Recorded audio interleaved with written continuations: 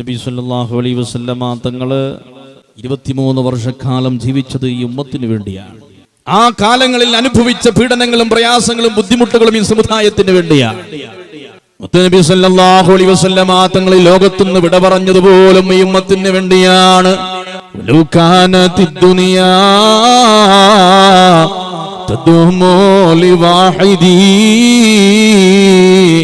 ലകാന റസൂലുള്ളാഹി ഫീഹാ മുഖല്ലദാ.